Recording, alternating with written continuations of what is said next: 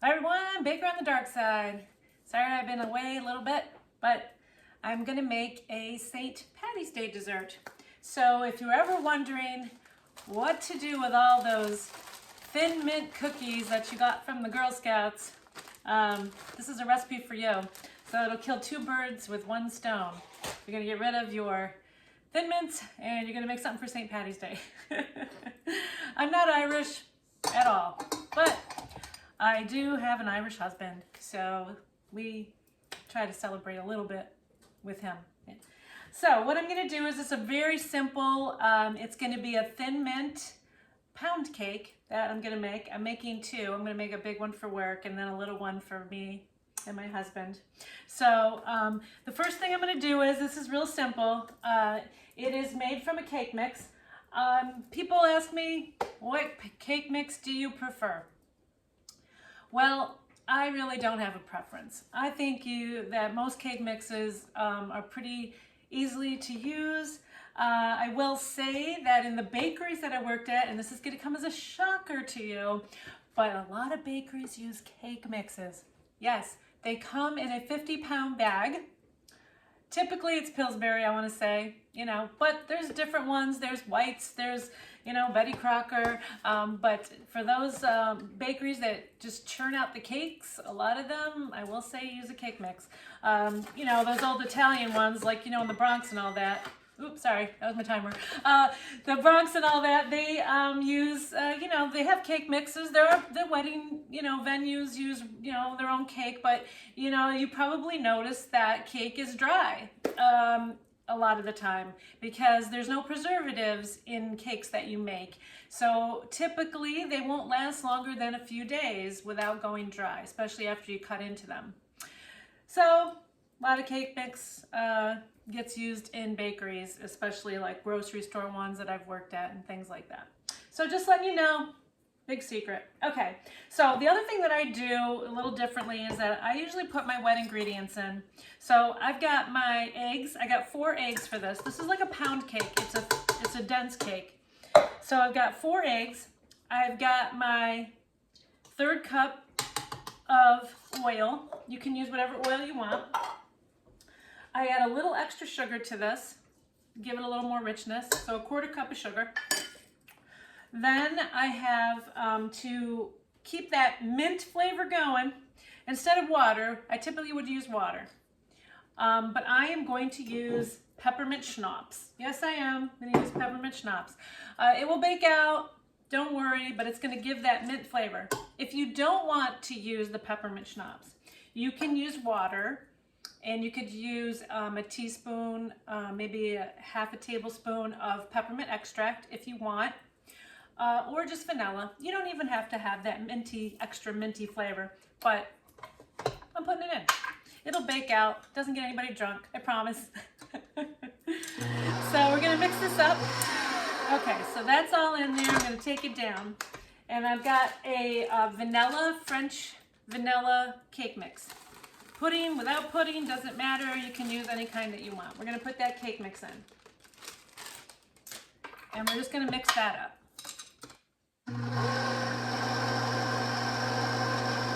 But, as you know, you gotta scrape, scrape, scrape. Okay, we're going to scrape. So it's not completely incorporated yet because I have one more ingredient that I want to add to this for the richness. So I'm scraping this up pretty good. You don't want to overmix your cake either because you don't want a lot of bubbles. I have 1 cup of sour cream. You can use yogurt too, full fat though. If you're going to do it, do the full Greek yogurt if you don't like sour cream. But the sour cream does give it a nice flavor, a nice tang. The yogurt will too. All right, so there it is. Now, the good stuff. You see how easy that was? Right? You're going to make this really nice little cake. Now, some people would dye this green. I'm not doing that. I'm not a huge fan of artificial color. I think I would do like pistachio before I would do that. I mean, there is green creme de menthe if you wanted to use that, but I don't know. I don't know. I think your green food should be vegetables. Okay, that's just me. That's how I am. Like, I don't like blue frosting. Like, when I see blue frosting and purple, I cringe because I'm like, ugh, there's no blue flowers. Like, no. Okay. All right. So here's my Thin Mints. I took a package of Thin Mints and I crushed them with the rolling pin because you get your aggression out that way. And I'm gonna do like half of these because I do, or maybe even like, I'm probably gonna do 2/3. I just want some for the top, and they're all different sizes. So just a little bit to decorate the top, okay? Because I am gonna put some on top. So I'm just gonna fold these in. And I can smell that mint. It is definitely minty. Like, have you guys ever had ice cream, you know, where the mint is white, like Breyers? Like, that's cool. That's good. When you see the green mint and it's so fake, like those Shamrock Shakes, like, people go nuts for these Shamrock Shakes. I don't know. No. All right, so there it is. Our cookies pound cake.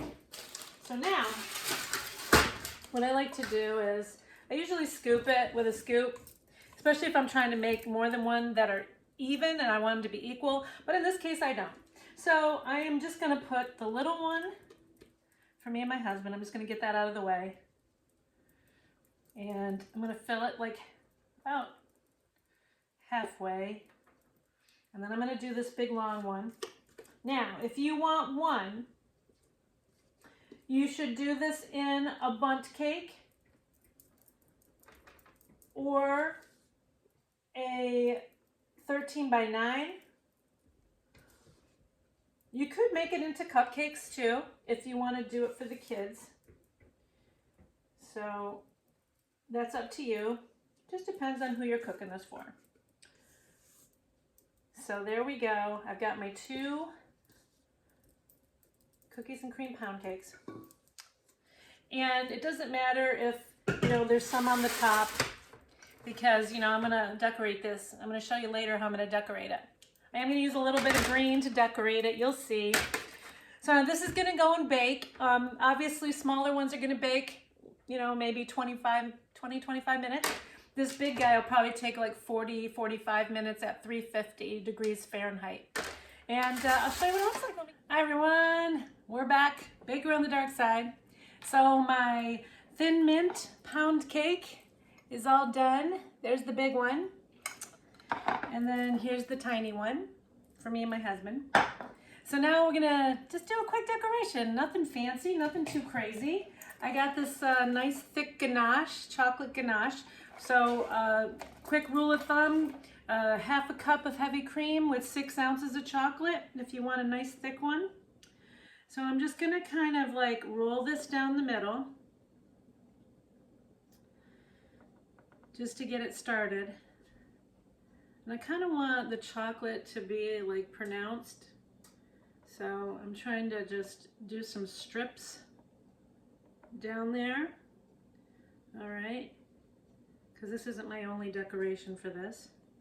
All right, there it is. See that? Huh? All right, yeah, okay.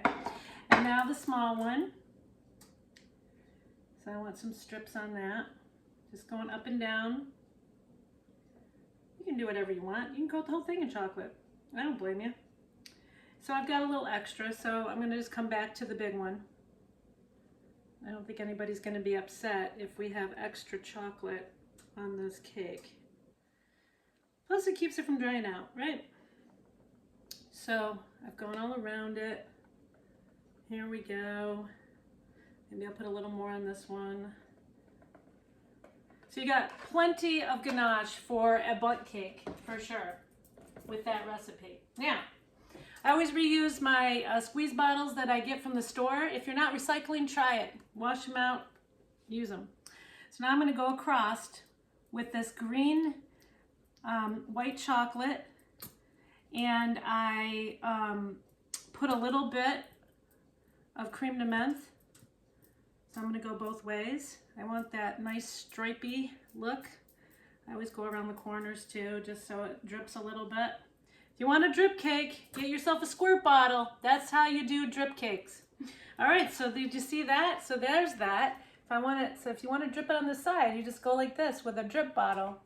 You got to be like slower with it when you're doing a cake, obviously, if you want it to go all the way around, but that's the general gist of it. You go really slow and you let it drip, just like that. Okay, so there's the big one. I'm going to fill in just those little spots that are still breaking through. Okay, and so then here's this one. So we're going to go across like this. See that? And we're going to go this way. You can do whatever you want though, you know? You can do swirls. You could even put some shamrocks on there if you wanted to. All right, so there's that. We've done that. So there's the striping. Oh, let's get that side. There we go. There's that. Smell-o-vision. Smells like mint. And then we're just gonna do like some little things. So I've got the rest of those crushed cookies. Remember I saved them? So I'm gonna put some crushed cookies over the top. I might use like just the slightly bigger chunks. But I'm gonna put them over the top. That's also gonna make some more mint flavoring. And I think that's gonna look really cool. So there's the big one with the cookies. See that? See, I told you, it didn't have to be anything crazy. You could even get some really cool like shamrock sprinkles too. I don't have any shamrock sprinkles, sad to say. So there's the small one. You don't need a ton, you know. This is just to give it a little extra mint flavor. Yeah, looks good. Okay, then just a few sprinkles, you know, just to add a little more green to it. I mean, I am going overboard, right? All right. I just want you to see the masterpiece at work.